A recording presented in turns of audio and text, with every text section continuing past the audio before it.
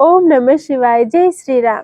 Friends, जो हमारे समाज में जो यूथ अपने आप को ऐसे कमज़ोर पा रही है और उनको लगता है कहीं न कहीं जो सुसाइड जो केस हमारे समाज में बढ़ते जा रहे हैं आए दिन, इसका क्या कारण है? क्यों हमारे युवा अपने आप को इतना बेसहारा कमज़ोर समझ रहे हैं, पढ़े-लिखे युवा। पढ़ा-लिखा हो चाहे अनपढ़ हो, मतलब हमें ऐसा क्यों लगता है कि हमारे जीवन के पूरे सारे रास्ते बंद हो गए और एक जो हमें सरलता लिए हुए होता है एक ही रास्ता, जो हमें बड़ा आसान लगता है, वो है आत्महत्या जैसी चीज़, जो किसी भी मेरे विचार से किसी भी समस्या का हल नहीं है, लेकिन युवा को लगता है कि ये उनकी समस्या का बहुत ही अच्छा इलाज है और वो अपने जीवन को खत्म कर देते हैं।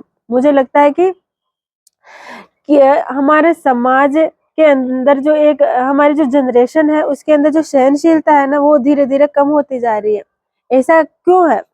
दरअसल कहीं न कहीं हम इलेक्ट्रॉनिक जो चीज़ें हैं ना, इनके कई फ़ायदे भी हैं और कई नुकसान भी हैं। फ़ायदे तो ये है कि हमें घर बैठे बहुत सारी नॉलेज या हम घर बैठे बहुत सारा पैसा कमा सकते हैं, बहुत सारी नॉलेज देखने को मिलती है, हमारी आमदनी जुड़ी हुई है। नुकसान ये है कि हम अपनों से कटते जा रहे हैं और जब हमारे पास ऐसा बुरा दौर आता है ना, हर किसी के जीवन में आता है, देखिए सुख और दुःख तो जीवन का पार्ट है। लेकिन जब हम बुरे दौर में होते हैं तब हमारे ये इलेक्ट्रॉनिक चीज़ों की बजाय इन मोटिवेशनल चीज़ें जो हम पढ़ते हैं उसके बजाय हमारे पास अगर फिजिकल रिश्ता हो ना कोई अपना कहने के लिए, तो हम मेरे ख्याल से हम उस बुरे दौर से आसानी से निकल सकते हैं।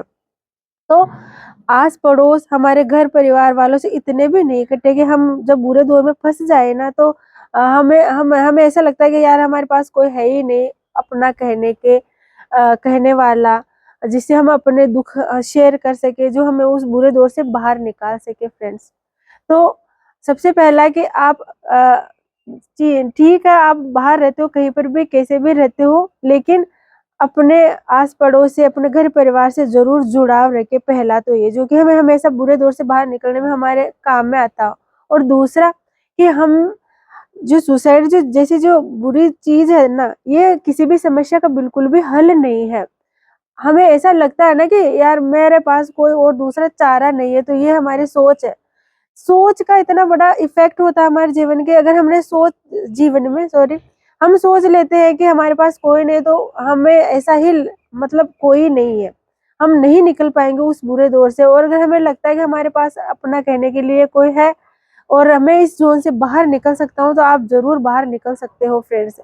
2 ही चीज़ें हैं समाज में, एक तो बुरी और एक अच्छी। हाँ, कई बार अच्छी चीज़ का सामना बुरी चीज़ से हो जाता है, चाहे वो अपनों के रूप में ही क्यों ना हो। तो इसका मतलब ये तो नहीं है ना, सुसाइड करने का मतलब ये होता है कि आप बुराई के आगे झुक गए हो। अगर आपकी गलती बिल्कुल भी नहीं है, तो आपको कोई ज़रूरत नहीं है बुराई के आगे झुकने की।